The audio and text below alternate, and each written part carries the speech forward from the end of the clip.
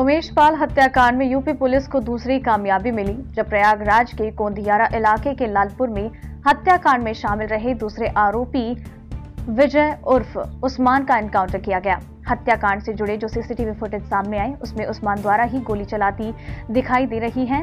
ADG Prashant Kumar ने इस विषय पर बात करते हुए कहा कि उमेश पाल हत्याकांड मामले को लेकर प्रयागराज पुलिस को एक सफलता मिली। जब इस शूट आउट में शामिल उस्मान एक मुठभेड़ में घायल हुआ, उस्मान को अस्पताल ले जाया गया जहां उसकी मौत हो गई। इस मामले को लेकर मुख्यमंत्री योगी आदित्यनाथ ने आश्वस्त किया था कि माफियाओं को मिट्टी में मिला देंगे। यह 8 दिन में दूसरा एनकाउंटर है। पहला एनकाउंटर 27 फरवरी को लखनऊ में हुआ जब पुलिस ने उमेश पाल के घर से 2 किलोमीटर दूर ही अरबाज को मार गिराया। पुलिस ने जब अरबाज को पकड़ा तो वो उत्तर प्रदेश से बाहर जाने की फिराक में था, जिसके बाद खबर मिलते ही पुलिस ने जाल बिछाकर उसे मौत के घाट उतारा। वहीं दूसरी ओर योगी आदित्यनाथ का बुलडोजर इन माफियाओं के आशियाने उजाड़ने में कोई कमी नहीं कर रहा है। अतीक अहमद से लेकर इस हत्याकांड में जुड़े लोगों के आशियाने लगातार ध्वस्त किए जा रहे हैं, जिसे लेकर विपक्ष के रूप में समाजवादी पार्टी काफी आक्रामक है। समाजवादी पार्टी के जौनपुर जिला अध्यक्ष लाल बहादुर यादव ने नवभारत समाचार से बात करते हुए कहा, ये कार्यवाही सरकार की निंदनीय है। न्यायालय के आदेश पर होने वाली कार्यवाही मान्य है, लेकिन ये तानाशाही सरकार सिर्फ गरीबों और मजदूरों को अपना निशाना बना रही है। उमेश पाल हत्याकांड में जांच होनी चाहिए, दोषियों के ऊपर सख्त कार्यवाही होनी चाहिए, लेकिन बेवजह किसी को परेशान नहीं करना चाहिए। ये सरकार विकास के मुद्दे से दूर हट गई है, रोजगार के मुद्दे से हटकर देश और राज्य में बढ़ती महंगाई को लेकर खामोश बैठी है। उत्तर प्रदेश के जौनपुर से नवभारत समाचार के लिए मुरारी सिंह की खास रिपोर्ट। नमस्कार, मैं हूं मुरारी सिंह। देश की आर्थिक राजधानी मुंबई से मैं उत्तर प्रदेश पहुंचा हूं और जौनपुर जिले में मौजूद हूं। सपा की जिला अध्यक्ष हमारे साथ हैं। बात करेंगे अतीक के ऊपर हुई और कार्रवाई से लेकर के और खास करके उत्तर प्रदेश की सियासत पर कि आखिर बाबा का बुलडोजर दूसरी बार गरजा है तो समाजवादी समाज के साथ कैसे खड़ा है। आइए सीधा बात करते हैं, हमारे साथ जिला अध्यक्ष है। सर, आपका हार्दिक स्वागत है। क्या कहना चाहेंगे जिस तरीके से बाबा ने फिर एक बार अपना बुलडोजर चलाया है, उसे समाजवादी के जो नेता है या समाज के प्रति जो समर्पित अखिलेश यादव जी हैं, आप उनकी अध्यक्षता में क्या कहना चाहेंगे? देखिए, जहां तक आप जानना चाहते हैं कि सरकार के बुलडोजर चल रहे हैं, वो तो पक्षपात पूर्ण रवैया है। और जहां पक्षपात पूर्ण रवैया है वहीं लोग बड़ी ललचाई आंखों से देख रहे हैं सरकार की तरफ कि सरकार ने बहुत कुछ का वादा किया था। किसानों को कहा था कि 22 में उनकी उपज का दोगुना मूल्य मिल जाएगा, उनका फायदा दोगुना हो जाएगा। वो नहीं मिला। नौजवानों को 2-2 करोड़ लोगों को नौकरियां हर साल मिल जाएंगी, वो नहीं मिला। किसान और नौजवान जो एक तरीके से जिसकी कोई जात नहीं होती, ये समाज के ऊंची जात, पिछड़ी जात, अनुसूचित जात, हिंदू, मुसलमान, किसान और नौजवान सब में हैं, ये सब इस समय बेचारे हो गए। उमेश पाल हत्याकांड को लेकर के दिन प्रतिदिन जो एक नई कड़ी खुलती जा रही है। अब खुद बीजेपी के अल्पसंख्यक के जो नेता हैं उनके भाई भतीजे का नाम आ रहा है, क्या कहना चाहेंगे? उसमें कानूनी कार्यवाही अपनी होनी चाहिए, जो कानून कहे वो काम होना चाहिए। किसी पीड़ित व्यक्ति को न्याय मिलना चाहिए, ये मेरा कहना है।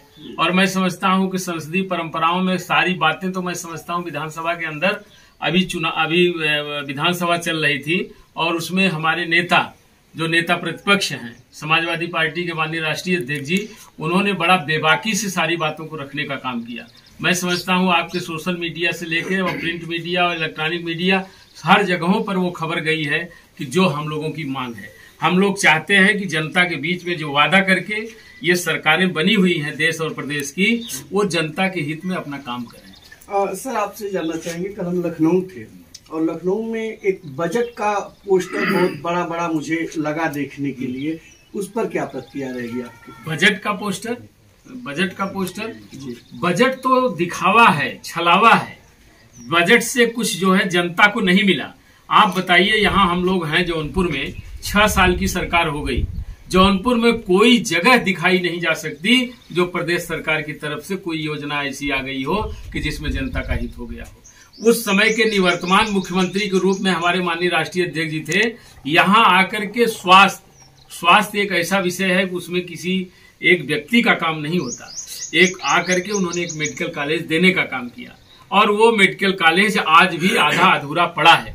सड़कों पर सारी जगहों पर धूल उड़ रही है, गड्ढा युक्त सड़क हर जगह पड़ी हुई है। जो सड़कें बनी थी उस समय में, जहां एक योजना चलाए थे हमारे निवर्तमान मुख्यमंत्री उस समय के, कि हर जिले मुख्यालय को उसको जो है हर जगह 4 लेन से जोड़ दिया जाए, उसके अलावा कोई काम दिखाई नहीं पड़ रहा।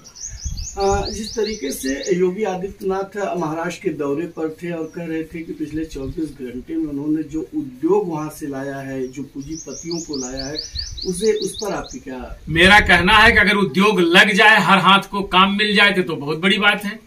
ये संवैधानिक व्यवस्था है कि जनता के हितों के प्रति संवेदनशील हो जाए सरकार, लेकिन अभी तक दिखाई नहीं पड़ा। अभी तक इस तरह के तमाम सारे आयोजन हुए, इसके पहले वाले साल में हुए, इसके पहले वाले साल में हुए, इन्वेस्टर समिट बार बार की गई, लेकिन अभी तक दिखाई कुछ नहीं पड़ा। हो जाए तो बहुत अच्छी बात है। आखिरी सवाल आपसे करना चाहेंगे कि अगर जौनपुर जिले की बात कही जाए और यहाँ की सबसे बड़ी समस्या क्या है, जौनपुर सिटी से लेकर ग्रामीणों तक? आप अभी चले जाइए शहरों में, जो भी नगर शहर बाजारें हैं जनपद जौनपुर की, किसी में आप पार नहीं कर सकते, इतनी बड़ी जाम की समस्या है। जाम की समस्या मुंगराबाद शाहपुर से इलाहाबाद कोई जाना चाहे, हो सकता है क्योंकि यहाँ का मेडिकल कॉलेज बना नहीं, अगर किसी पेशेंट को लेके जौनपुर से अगर निकल के जाना है इलाहाबाद, तो निश्चित रूप से मुंगराबाद शाहपुर में खड़ा रह जाएगा। मैं क्या कहूं, यहाँ के नेताओं की बात को लेकर के अभी आए थे देश के PWD मिनिस्टर और जो है सड़क परिवहन के, और माननीय गडकरी जी, और आने के बाद उन्होंने एक मुंगराबाद शाहपुर की डिमांड अगर इन लोगों की मान ली गई होती या रख दिए होते लोग, तो मुंगराबाद शाहपुर में इस तरह का ओवरब्रिज बन जाता है कि वहां जाम की समस्या खत्म हो जाती है। और यही स्थिति शाहगंज में है, और यही स्थिति कुल मिला जुला के हमारे जो है जौनपुर में भी है। कोई बनारस जाना चाहे तो नहीं जा सकता। हालांकि उन्होंने कहा है 1-2 ओवरब्रिज बनाने के लिए, बन जाए तो मैं जानू। देखिए, सबसे बड़ी समस्या अगर मैं देख पाया पिछले 48 घंटों में, तो मैं जौनपुर जाने के लिए निकलता हूँ तो लगभग आधे घंटे का सफर मेरा 1.5 घंटे तक होता है। इसका रीजन है कि जो जफराबाद रेलवे क्रॉसिंग है वो लगभग 24 घंटे में से 13 घंटे बंद रहता है। उसी बात के क्रम में मैंने कहा जफराबाद को भी ले लीजिए, और उसी तरह से कोई आदमी शाहगंज जाना चाहे बाईपास की रोड पे चला जाएगा, तो अब तक जहां 2 रेलवे लाइन पड़ती थी बाईपास पर, अब तो वहां 4 करीब है। और तमाम सारी परिस्थितियों में गाड़ियों का आना जाना और इस तरह की अस्त व्यस्त व्यवस्था है कि आदमी बहुत परेशान है इन जाम के। उससे मड़ियाहू आप चले जाइए, वही दशा रहेगी। वही हाल जौनपुर में रहेगी, आपके जफराबाद में वही दशा रहेगी। शाहगंज की तरफ चले जाइए, वहां वही दशा रहेगी। कोई जगह अछूती नहीं है, लोग इसमें परेशान हैं, किसान और नौजवान खासकर। आपका आखिरी सवाल रहेगा कि जब जौनपुर की बात आती है, यहाँ की समस्या आती है, तो क्या अपने विधायक के जरिए, क्या अपने नेता के जरिए इन मामलों को, इन समस्याओं को विधानसभा में या सरकार को अवगत कराएंगे? हम आपके चैनल के माध्यम से अपने जो संबंधित विधायक हैं उनको धन्यवाद देना चाहूंगा कि जनता के हितों की बात को लेकर के विधानसभा के अंदर उन लोगों ने बात उठाने का काम किया और बात रखने का काम किया। हमारी पार्टी के माननीय राष्ट्रीय अध्यक्ष जी, जो नेता प्रतिपक्ष हैं, और तमाम सारे नेता जितना अपना बोल सकते थे जनता के हितों के प्रति, उतना सरकार को आगाह करने का, उन्होंने बताने का काम किया है। सरकार अगर इन बातों को मानती है तो जनहित में होगा। बहुत बहुत धन्यवाद सर, बहुत बहुत धन्यवाद। जौनपुर से सपा के जो है जिला अध्यक्ष थे, बेबाकी से अपनी बात रखी। उन्होंने साफ तौर पर कहा कि जो वादे थे वो इरादे दिख नहीं रहे हैं। नवभारत समाचार के लिए जौनपुर से मुरारी सिंह।